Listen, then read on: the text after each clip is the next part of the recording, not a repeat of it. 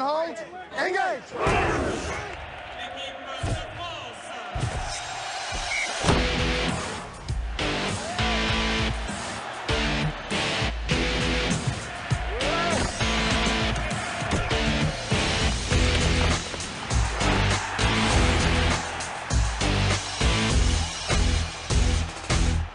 Tous les Parisiens et tous les touristes connaissent l'esplanade des Invalides, un vaste espace vert situé entre le Quai d'Orsay et l'hôtel des Invalides. C'est sur cette pelouse que se retrouvent tous les dimanches matins des passionnés d'Ovalie, ballon en main, du rugby à toucher donc qui donnera naissance au French Flair Rugby Club. Une incroyable histoire, oui, que vous racontent ce matin Bertrand Pelletier et Frédéric Elorga, montage Pierre Bascoul. Paris s'éveille, Paris s'éveille. Faire du rugby sur l'une des plus belles places de notre capitale. Cela aurait dû être une histoire totalement improbable. On n'avait pas de pelouse et la problématique de Paris souvent c'est que toutes les pelouses officielles de rugby, les stades sont pris. Donc je me suis dit, j'habitais pas très loin, je me suis dit la pelouse des Invalides, je vois des mecs jouer au foot, je vais me lever un peu plus de bonne heure et puis le dimanche matin je vais mettre des plots et puis j'ai dit à mes copains et mes copines, venez jouer, on va jouer ici. On a eu des problèmes avec les flics de temps en temps qui venaient nous voir en disant il est interdit de jouer. Les architectes ne veulent pas. Alors on se marrait parce qu'on voyait les festifs, l'état des pelouses liés aux festifs de la veille, donc il y avait de quoi rire, mais c'est un cadre super sympa. Il y a 3 ans, le French Flair Rugby, équipe de rugby à 5, pose ses plots sur les pelouses des Invalides. L'acte est revendiqué, l'aventure peut débuter. Le rugby à 5, c'est la nouvelle image du ballon ovale. Souvent quand on parle de rugby, on dit ah oui mais c'est dangereux, c'est pas pour moi, je suis trop vieux, les femmes disent ah mais non mais c'est trop violent, etc. Et donc le rugby à 5 convient bien, c'est la recette idéale pour faire découvrir ce sport. Oh oui, c'est magnifique. De 7 à 77 ans, femmes, enfants, étudiants, débutants, joueurs confirmés, tout le monde est convié. Cathy Robin, 47 ans, 2 enfants, 7 ouvrages à son actif et est auteur-journaliste. C'est dans un bar du quartier de l'Odéon qu'elle écrit.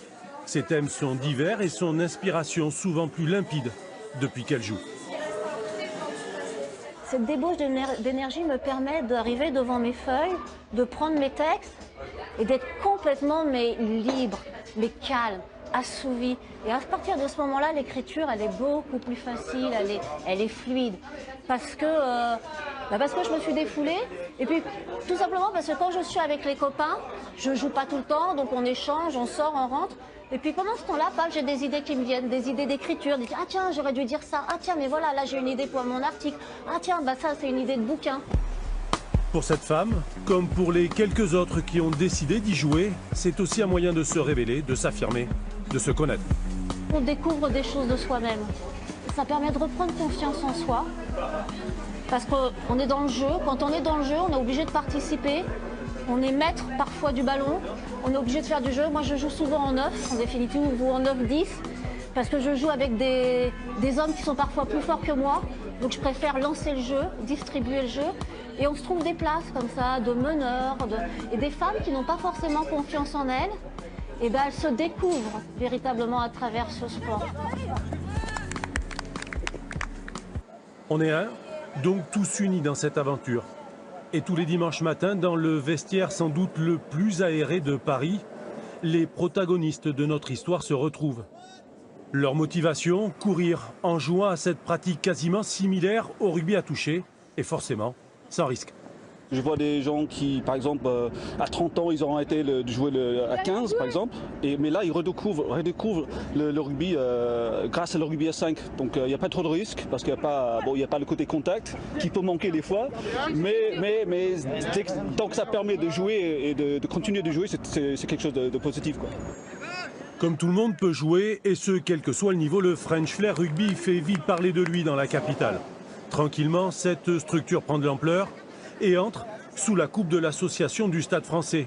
Effet immédiat, un vrai terrain à disposition, celui de l'hippodrome d'Auteuil, et quelques adhérents en plus. Une équipe mixte, une équipe de compétition, une équipe de filles et de plus de 36 ans viennent donner du corps à cette formation. Il ne manque plus que les résultats. On demande en début de saison toujours des objectifs, essentiellement la qualification. Après, les phases finales, c'est chaque équipe après qui va mener sa barque, je dirais, et atteindre au maximum l'objectif. On se retrouve à l'apéro, donc on se donne rendez-vous 13h, 13h30. Ok les gars? Pas de clubhouse, mais à la sauce parisienne, un vrai bistrot de la capitale. Et ensuite, nous avons à choisir un plat.